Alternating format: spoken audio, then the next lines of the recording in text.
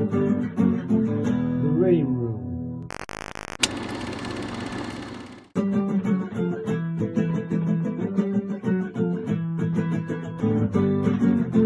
reading room. The reading room. Tell us a little bit about what we're looking at, and then we'll pick out some individual items of interest. Yeah, cool. So a couple of my display units I've got, I try and theme the shelves by actor, because obviously where I've got further in jobs and stuff, I could spend a bit more money on stuff. So that was more Craig era. So what we're looking at here, this is the bottom shelf of my first cabinet. So it's just got a collection of the porcelain mugs. Each one was for a different Bond film. You can see the Toyota car to the bottom right hand side, the little white Toyota on the box. That is the original. That's what my mum got me. Well, gave to me. Sorry, I didn't get it. I got the remake, re-release Aston Martin DB5 on the left, and then the one right in the middle, which is quite sentimental. The Aston Martin was a gift from my late nan, bless her. She bought it from a company called Danbury Mint, and it used to be on the back of the Radio Times. And she saw it, and I think it was 250 quid, or you could pay for it in like 3 instalments. And it's got every working part on it, every movable part, to the point where you can open the door slightly and it's got even the tiny little telephone that's in the door. The ejector seat works, the back lifts up, everything. It's so that's quite something. It's got a little plaque on there, and then the one above it is 18 karat gold plated, that was released for an anniversary many moons ago. So that was quite cool. The cufflinks on the left, the 007, and one of my clients actually got them for me.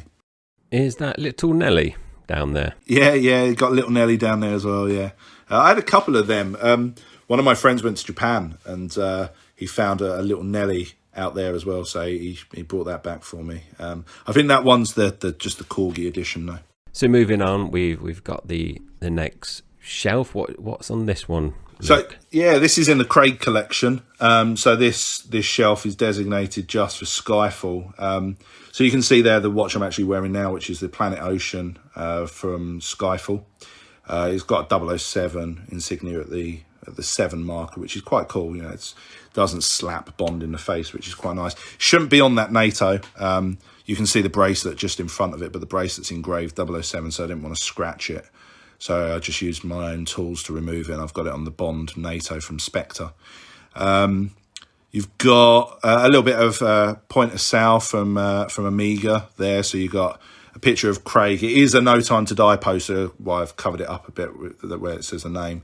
And you've got the gold 007 stand and everything, which was from their No Time to Die displays, but I got given that. The actual bit at the back with the picture of Daniel Craig on the far right, that's the premiere tickets for Skyfall. So they come in a really nice cardboard sleeve, and then the tickets are inside there. I've got poker chips, screen used from the Floating Dragon, which was the casino from that main scene where he had a fight, and he first met the Bond femme fatale. And then on the right hand side you've got they're custom cufflinks. So there's a company in New Zealand, called Magnolia Clothiers. I'm sorry if I pronounced that wrong. And they make replica clothing that's never been licensed. So they're a really awesome resource for anyone that likes stuff. So, and I wear all my bits and bobs. So these are actually the family crest of Bond. It says Orbis non sufficient at the bottom, which is obviously the world is not enough. So I got those made. I've got 2 pairs of one, which is a standard cufflink style, and then these are button cufflinks. So I don't wear these. They're just a prop for display, and I wear the other ones. But they never produced them. I think it was Tom Ford that made them for the film. So they never made them, and I think they went at auction or something at Christie's for some crazy amount of money. So yeah, they're just replica ones that I got made for me, and you can just see the grip of a Walther PPK there as well, just on the left. I was sadly drawn to the Coca-Cola Zero bottle because surely they've missed a trick there. It should be called Coca-Cola 007. Yeah, they marketed it as the Coke 007 in their adverts. That was a steel, like a like a tin, which is quite cool. And I had to be careful with that because for a long time I even had a can and it exploded in my display, and Coke went everywhere. Luckily, it didn't damage anything, but so I had to be careful. And you can just see just underneath that there's a glass bottle as well, and you can just read it. It says Coca-Cola 00, and then obviously the 7 is underneath it. So yeah, you're on point with marketing there because they did do that. So what about this shelf? This looks like it's Pierce Brosnan. Yeah, correct. Yeah, so a few bits from Brosnan. So we've got there the now famous DVD from Jonathan Pryce, which is awesome. Just on the bottom right there. Sorry. In front of that is the gold Parker Jotter that was used in GoldenEye. 3 clicks, arms the fuse, another 3 disarms, with a couple of GoldenEye keys. So they were the activation keys that you could set the GoldenEye disc off, the satellite off with.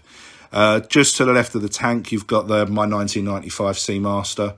I actually dressed it on the leather strap, black leather, because if you watch the facility break-in at the beginning of the film, when he comes out onto the runway, you see it very, very briefly.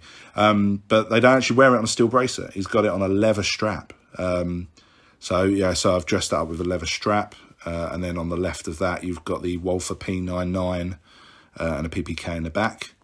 Top shelf, you've got a signed picture from Toby Stevens. I met him at Comic-Con, so that was quite cool. Really nice guy. Quite theatrical in the way he talks. You can see why he came from theatre and stuff like that.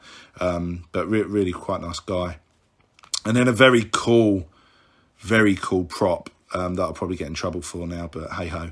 The pair of sunglasses you can just see just down in front of that.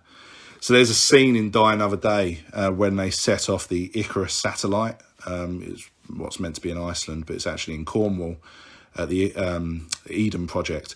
And there's a scene where Gustav Graves sets off the satellite, and you see all these delegates that are there put on these sunglasses, and they are really odd winged glasses, very strange. My mum's best friend was a casting director, and she got me a part to be an extra in Die Another Day, and I wasn't allowed to do it. My mum wouldn't let me do it because of exams and stuff. So my mum's friend sent her then husband to go and be the extra, and he nicked them. He had to sign them back in, and he nicked them. He nicked them off the set. Don't know how. Not going to ask how. And the funny thing is they're made by a company called Block that do sunglasses. And the Block logo on the side had felt tip over it, so you couldn't see it in the film. So, yeah, it's pretty cool. So I don't know how many pairs of them there actually are out there, because they were made for the film. They were unique for the film. So, yeah, if people did give them back, I might have something that's, not really out there. So it's quite cool. And then a lot of the dolls are from a company called Sideshow Toys. They don't exist now they exist, but they don't do Bond stuff anymore. I've got the complete collection of all of those. So, and moving on, what about this shelf? So this is a blend really, because obviously Dolson didn't do too much. So there's a few bits on here. I'd say standout pieces you can see in the back there next to Richard Keel, Jaws. I've got a signed photo of him, bless him. He always used to sign it Richard Keel and then Jaws and draw little Jaws teeth on it, which is quite cool. So I've got that. You've got a couple of the cufflinks at the front are actually official 007 props. So they're from 007.com. I think you can still get them. And they're from For Your Eyes Only. So they were Topol, who was in that. They're the Dove cufflinks that you see in the film. I think Christos used to throw a little dove thing to try and set him up. So that's quite cool. So I've got those. You can just about see the James Bond's golden bullet from The Man with the Golden Gun just on Roger Moore's right foot there. It's got the engraved 007 on it because that's the bullet that was sent to scare him off. And then, just nothing major, just two of the dolls from License to Kill. I say, is that Mary Goodnight? It is, yes. Yeah, so they, Corgi done a release of these little, I think they're like porcelain figures. I didn't manage to collect them all because they discontinued, and now they go for silly money on on eBay, just people trying to make the money out of them. But I've got a few of them. I think I've got all the Brosnan ones. I've only got the two Roger Moore ones. That tiny little Drax one actually came with the Moonraker shuttle. So yeah.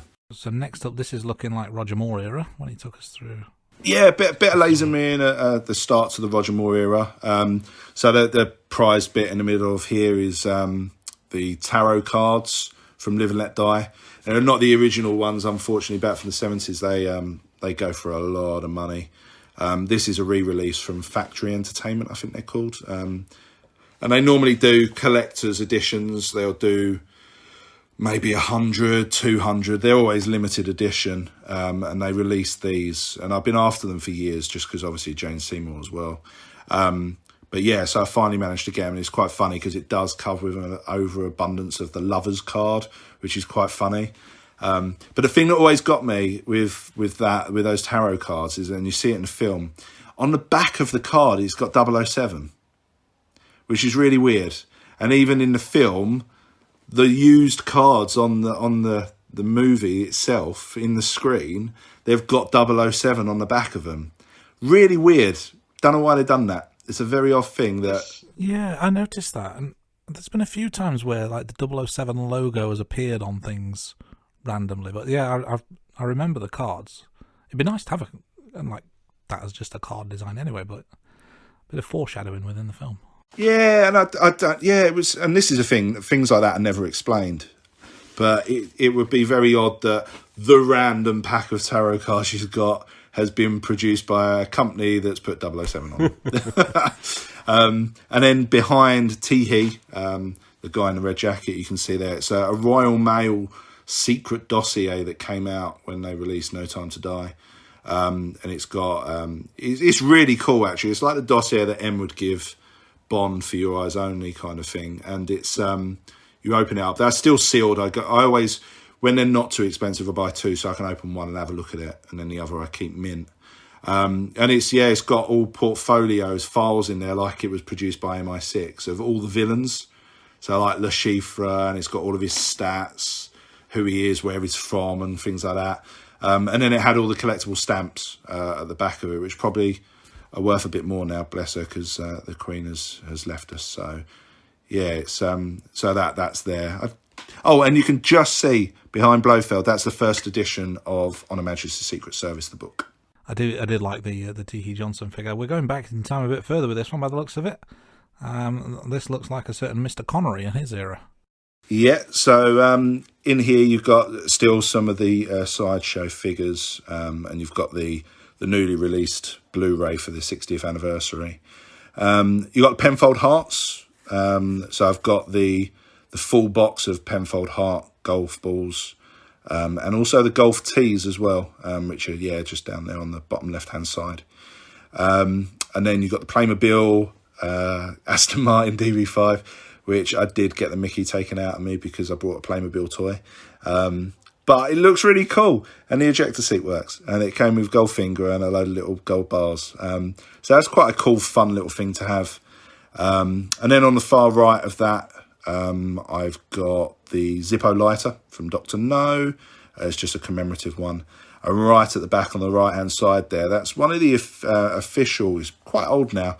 It's a gum card box. Most people probably, like the younger viewers, probably wouldn't know what gum cards are. But when you used to buy bubble gum back in the day, you used to get probably 6 cards for whatever film franchise they were advertising at the time. So this came in a little attaché box, and it's got every single gum card from those original sets, which is quite cool. So that's in the back there as well. And then some random doll, a Dr. No, it's an Ursula Andress doll. It's so Japanese, it's very odd. It's got, the doll doesn't look like her. I'd be offended if I was Ursula Andress. It's very strange. But it's a good bit of fun. And I saw it in like some comic book collector's store. It was like £6 or something. I just don't think they could have got rid of it. It was the only one they had. So yeah, that is really weird. But yeah, so that's in there as well. And the next one looks like a movie poster of some sort, will I be right? Yeah, so this was the teaser poster for Quantum of Solace, and I preferred this poster. I think movie posters these days are really, really lazy. They're quite boring.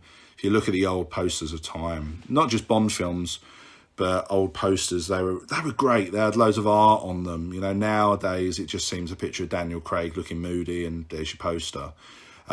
This one was quite cool because it was a still from the actual teaser trailer they released for Quantum, but also the same outfit that he wore at the end of Casino Royale with the big like MP5 or AUG or whatever gun it is. So it's really cool. So that's one of my cool posters. It's actually signed by everyone. I don't know why I'd done it, but I did. But me and my sister went to the Quantum premiere. And bless her, while I was looking all dapper in my tux and her in her ball dress, she had a poster under her arm, and we'd folded it, not like as in a complete tight fold, but just put it in some a long bit of cardboard to keep it like the shape to it. And yeah, she was amazing. She walked around and she asked them if they could sign it. And Daniel Craig at that time was in a sling because he'd badly hurt his arm. And she said, "Oh, yeah, Mr. Craig, could you sign this?" And he was like, I can't reach down to it, I'm so sorry." And we're like, "That's fine, thanks for talking to us," kind of thing, And he kind of stepped away, and then he came back and went, "Oh, whatever," and he took his arm out the sling and signed it for her. Little did he know it wasn't for her, it was for me, but clearly he'd done it just because she was a lovely little girl. But yeah, so we've got that on there. Obviously Michael G. Wilson, you've got all of them on there. Gemma Arterton, what's her name? I can't remember it. Camille Korolenko.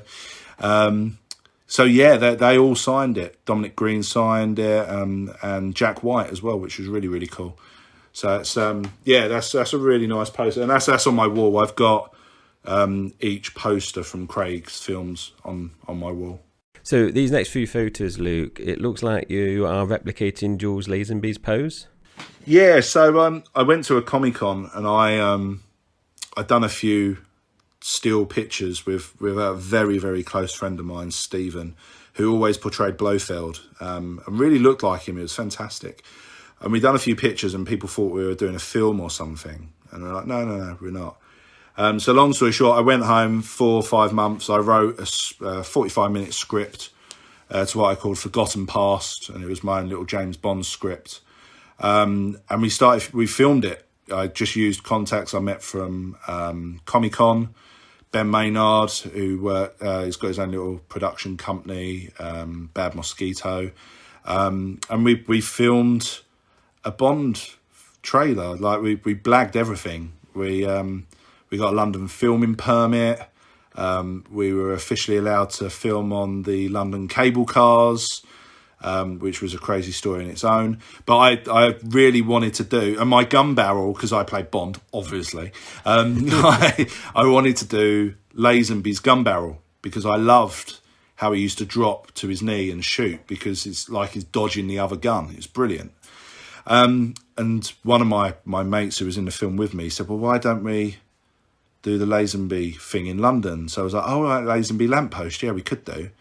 But I was like, there is no way in hell you are getting a wall for PPK outside the Houses of Parliament and Big Ben. It ain't happening. And it's like, no, we can sort something. We'll sort it. So we went up there and I had my old grey suit on, my woven black tie. So everything was literally the same as what he was wearing. And I jumped up on Lazenby lamppost. And you can even see in the left there, there's literally people walking past and, pedestrians. And so I jumped up, done a couple of the poses without the gun or anything, just to get the angle right. And it's nearly there. I arched the wrong leg, which is annoying. But yeah, very, very close. And then when my photographer was like, "Right, you ready?" I was like, "Yeah, let's do it." He threw the wall for PPK to me. We'd done literally 4 or 5 shots of each pose. I threw the gun back at him and we just ran away. We just disappeared. It must have looked so weird. And on that bridge, there's also a scene where Pierce Brosnan filmed Die Another Day, where he went into an abandoned station for abandoned agents. And that was our meeting point back there. And yeah, there you go. I'm probably the only person that's done the Lazenby lamppost still with a gun. And I showed Jules Lazenby and he loved it. He said it was really great. So it's not a real gun, by the way. It's an airsoft gun, just in case I get the police come around, you know. I have a license for him. That's an awesome photo. I like that. So moving on, it looks like we're coming a little bit more modern. Will you talk us through this one? Yeah, so this is my Specter collection. I think I've added a few more bits since I sent the photos over. But we've got so the Specter watch. A lot of people think that's one of the best Craig watches. And I think it's the first one that he wore that actually, it was the first one he wore that actually had a gadget in it. It had an explosive in there. So the alarm was rather loud. Which is great because that was what disfigured Blofeld in his movies. We have the Tom Ford sunglasses at the front there. He wore 2 pairs in that. The other pairs are just off to the left, but I've got the main ones at the front there. The Specter ring, so that was actually produced by the same company that made them for the film over in Pinewood Studios. So that doesn't come out the box. My nan brought that for me just before she passed away, bless her. So that's quite a collectible. I've got the Walther PPK there in the Vega holder. That's the little suede pouch that he has in the film that you see him place on a little tray. And then the Day of the Dead figure. Oh, and an Amiga pen there as well, I think there is, yeah. And next up we've got what looks like a selection of guns and alcohol. Yeah, an alcoholic's dream. This is. I don't drink these, by the way. That's just before you think I'm some crazy alcoholic. This is a cool little collection actually. On the far left hand side, that big silver bottle. I may be wrong. I'm not a big drinker, but I think it's called a Nebuchadnezzar, and it's a vodka, Belvedere vodka. And they produced only a handful of these when Spectre was coming out. And basically, the whole bottle's silver. You can see that blue trim. It's got 007. It's never been opened. But the really cool thing is if you turn the bottle around, it's got 007 etched into the glass on the back of it. And it's got a little hidden button. If you press a button, the whole thing glows blue, which is quite cool. And because I was one of the lucky ones that got it, Belvedere invited me to a private screening of the movie.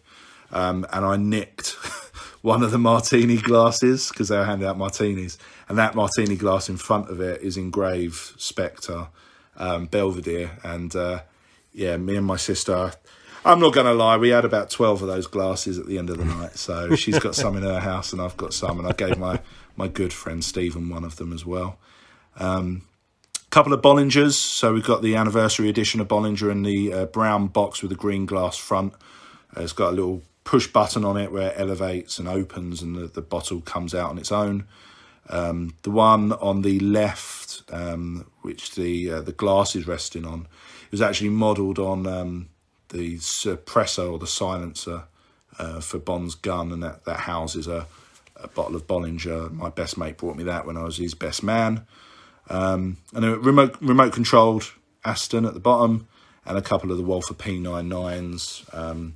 That one in the middle is from Wiki Toys, and they produced them. Believe it or not, that you could just walk into your corner shops and pick up a replica gun, really. It's only a cap gun, but I'm not being funny. You walk into a bank pointing that at someone, you're not going to be walking back out back in the day. And then the Daniel Craig Bollinger on the far right-hand side.